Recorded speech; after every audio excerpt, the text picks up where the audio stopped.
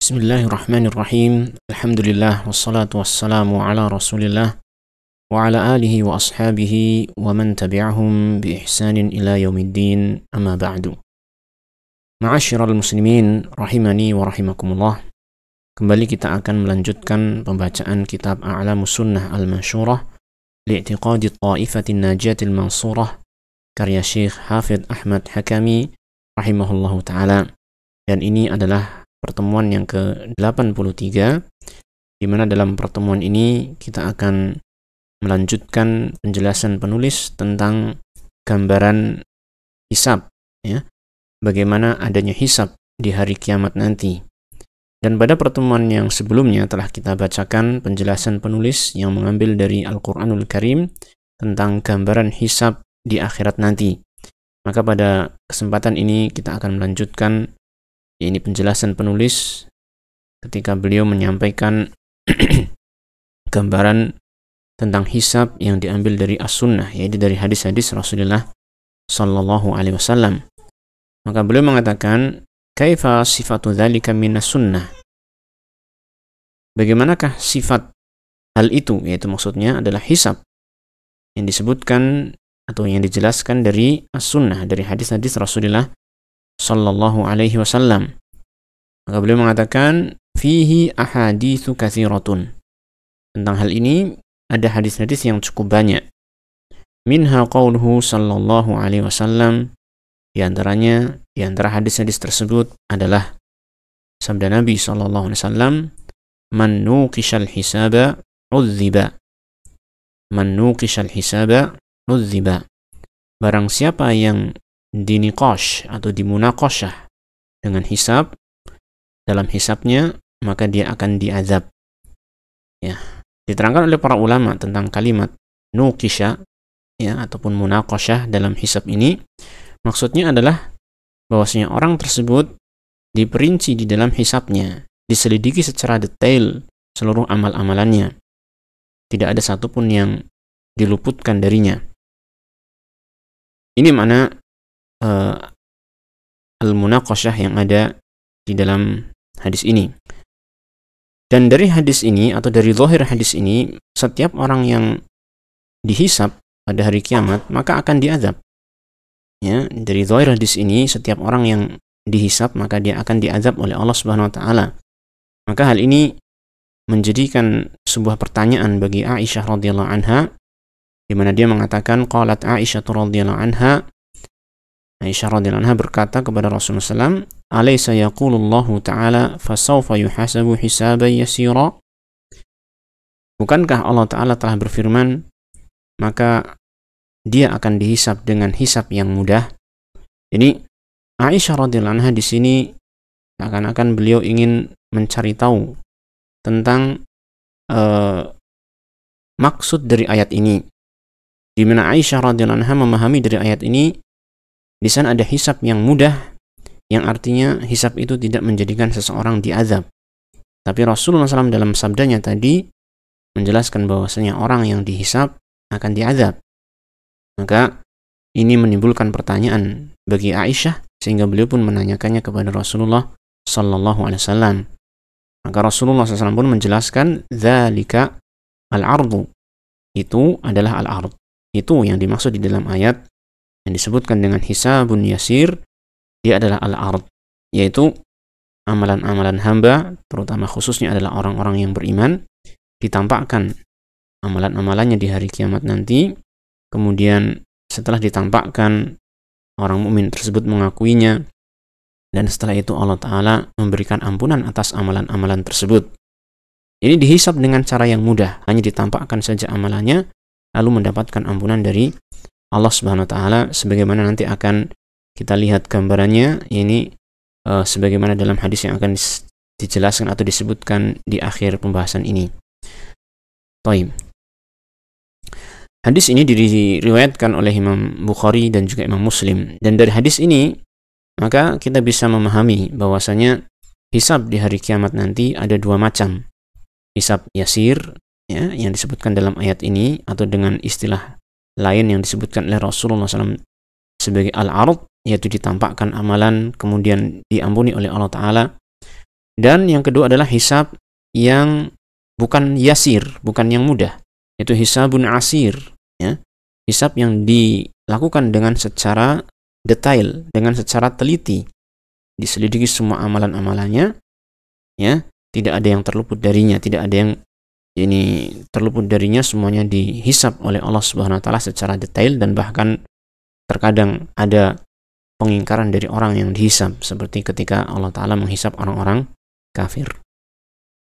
Kemudian penulis menyampaikan dalil yang lain dari as-sunnah, dari hadis tentang hisab ini, atau tentang gambaran tentang hisab. Maka beliau menyampaikan, wa qala sallallahu alaihi wasallam, yuja'u bil kafiri yaumal qiyamati fa yuqalu lahu ara'aita law kana laka mil'ul ardi dhahaban akunta taftadi bihi. Akan didatangkan seorang kafir pada hari kiamat, lalu dikatakan kepadanya, bagaimana pendapatmu? Law kana laka mil'ul ardi dhahaban, seandainya kamu memiliki sepenuh bumi berupa emas, akunta taftadi bihi, apakah engkau akan menjadikannya sebagai tebusan untuk dirimu? Ini maksudnya, apakah kalau kamu memiliki emas, ya, sepenuh bumi, apakah kamu akan gunakan itu untuk menebus dirimu sehingga kamu itu bisa selamat dari siksaan api neraka? Fayaqulu na'am. Maka orang kafir tersebut mengatakan iya. Maka yuqal, dikatakan kepadanya, qad su'ilta ma huwa aisaru min dhalik. Sesungguhnya kamu telah diminta sesuatu yang lebih ringan dari hal itu. Yani lebih ringan daripada memiliki emas sepenuh bumi kemudian digunakan untuk menebus dari siksaan api neraka. Kamu sesungguhnya sudah diminta sesuatu yang lebih ringan dari itu. Wa fi riwayatin, dalam satu riwayat disebutkan, faqad sa'altuka ma huwa ahwanu min hadza. Aku telah meminta kepadamu sesuatu yang lebih ringan daripada ini. Wa anta fi sulbi Adam, yaitu ketika engkau berada di sulbinya Adam. Apa itu yang lebih ringan dari hal tersebut? Yaitu alla tusyrika bi, agar engkau tidak berbuat syirik kepadaku. Fa abaita, namun engkau malah enggan. Illa syirka, kecuali engkau malah melakukan kesyirikan. Ini sebenarnya Allah SWT itu telah meminta sesuatu yang lebih mudah dari manusia, hanya untuk tidak berbuat syirik kepada Allah Subhanahu wa taala. Ini di dalam beribadah kepada Allah Subhanahu wa taala. Allah tidak meminta manusia untuk mengumpulkan emas sepenuh bumi untuk menebus dirinya dari siksaan api neraka. Allah hanya meminta agar manusia itu tidak berbuat syirik kepada Allah Subhanahu wa taala. Dan ini tentu lebih mudah, kan? Karena pasti mampu dilakukan oleh manusia. Tapi ternyata banyak di antara manusia yang tidak mau melaksanakan hal ini yang diminta oleh Allah Ta'ala, malah mereka berbuat syirik. Sehingga nanti di akhirat, seperti yang disebutkan dalam ayat ini, bahwasanya mereka akan dihisab dengan cara yang keras seperti ini. Nah, dan ini adalah gambaran tentang hisabnya orang yang kafir, yang dia dihisab dengan cara yang secara detail, ya kan, yang ada munaqasyah tadi, yang ini yang disebut dengan hisabun asir, hisab yang susah. Kemudian penulis menyebutkan dalil yang berikutnya. Yang ketiga, wa qala sallallahu alaihi wasallam, Rasulullah SAW bersabda, wa ma minkum min ahadin illa sayukallimuhu rabbuhu laisa bainahu wa bainahu tarjuman. Tidak ada seorang pun di antara kalian melainkan Tuhannya akan berbicara kepadanya. Laisa bainahu wa bainahu tarjuman, tidak ada antara dia dengan Allah Ta'ala seorang penerjemah. Ini langsung hisab itu dilakukan oleh Allah Ta'ala langsung terhadap hambanya. Tidak ada penerjemah antara hamba tersebut dengan Allah Subhanahu wa Ta'ala. Allah berbicara langsung kepada hambanya, menghisab langsung itu amalan-amalan hambanya. Fayanzuru aymana minhu fala yara illa ma qaddama min amalihi. Maka hamba tersebut melihat sebelah kanannya, ya. Lalu dia tidak melihat melainkan amalnya yang telah dia lakukan dahulu di dunia. Ini ketika dia dihisab, ketika dia menoleh sebelah kanan, melihat arah sebelah kanan, maka dia mendapatkan ini amalan-amalan yang telah dia lakukan di dunia. Wa yanzuru ash'ama minhu, lalu dia melihat sebelah kirinya. Fala yara illa ma qaddam, dia pun tidak melihat melainkan apa yang telah dia lakukan, yaitu amalan-amalan yang dulu dia lakukan di dunia. Wa yanzuru bayna yadayhi, lalu dia melihat arah depannya. Fala yara illa an-nara tilqa'a wajhihi, dia tidaklah melihat melainkan ada neraka di hadapan wajahnya. Ya. Maka Rasulullah sallallahu alaihi wasallam setelah menyampaikan tentang keadaan orang yang dihisab pada hari kiamat ini, beliau mengatakan, fattaqun nara walau bisyiqqi tamratin walau bikalimatin thayyibatin. Maka jauhilah neraka, ya. Lindungilah diri kalian dari neraka. Peliharalah diri kalian dari neraka walau bisyiqqi tamratin, meskipun dengan ini satu belahan dari buah korma, ya, yang kamu sedekahkan di jalan Allah ataupun karena Allah Subhanahu wa taala. Walaupun amalan yang ringan, walaupun amalan yang sedikit, maka lakukanlah dalam harapan untuk bisa meringankan hisab kita nanti di akhirat. Walau bi kalimatin thayyibah, meskipun hanya dengan kalimat yang baik, meskipun dengan ucapan yang baik, ataupun kalimat-kalimat thayyibah seperti zikir-zikir yang telah diajarkan oleh Rasulullah sallallahu alaihi wasallam. Yani intinya jangan remehkan amalan-amalan yang ringan yang kita lihat sedikit, yang kita lihat ya ini amalan yang kecil, tetapi lakukanlah dengan ikhlas karena Allah Ta'ala, dengan harapan hal itu bisa meringankan hisab kita nanti di akhirat. Nah, kemudian di sini penulis menyampaikan lagi hadis yang berikutnya yang berkaitan dengan hisab. Beliau mengatakan, waqala sallallahu alaihi wasallam, yadnu ahadukum ya'nil mu'minin, ya, salah seorang di antara kalian, yakni orang-orang yang beriman itu, yadnu min rabbih, dia akan mendekat kepada Tuhannya, ini di hari akhirat nanti ketika hisab, hatta yad'a kanafahu alaih, sehingga Allah Ta'ala meletakkan penutupnya kepada orang tersebut. Ini Allah Ta'ala ketika menghisab orang-orang yang beriman dengan hisab yang yasir, dengan hisab yang mudah, maka Allah Ta'ala menghisabnya yakni tidak di khalayak ramai, tidak diperlihatkan kepada orang-orang yang lain, tetapi diberikan privasi, diberi tutupan oleh Allah Subhanahu wa taala. Fayaqul, maka Allah Ta'ala berfirman kepadanya, "A'amilta kadza wa kadza?" Apakah kamu telah melakukan ini dan itu? Fayaqulu na'am. Orang mukmin itu akan mengatakan, iya, itu telah aku lakukan dulu di dunia. Wa yaqulu amilta kadza wa kadza. Allah juga berfirman kemudian, apakah kamu melakukan ini dan itu? Wa yaqulu na'am. Orang mukmin itu pun mengatakan iya.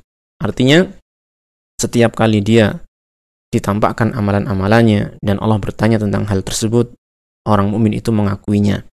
Fayuqarriruhu. Maka Allah Ta'ala menjadikan orang mukmin itu menetapkan atau mengakui amalan-amalannya tersebut. Inilah sikapnya seorang yang mukmin, ya, ketika dihisab, di mana dia ketika ditampakkan amalan-amalannya di akhirat, yang baik ataupun yang buruk, dia pasti akan mengakui amalan-amalan tersebut. Berbeda dengan orang kafir yang bisa jadi, ya, dia akan mungkir atas amalan-amalannya tersebut, sehingga ya ini mulut orang kafir pun dibungkam oleh Allah Ta'ala, sehingga yang berbicara adalah tangan dan kakinya bersaksi, sebagaimana disebutkan dalam ayat Al-Quran. Kemudian di sini dikatakan, "Tsumma yaqul inni satartu 'alaika fid dunya wa ana aghfiruha lakal yawm." Lalu Allah Ta'ala berfirman, sesungguhnya aku telah menutupi atasmu ini dosa tersebut ketika di dunia, aku telah tutupi.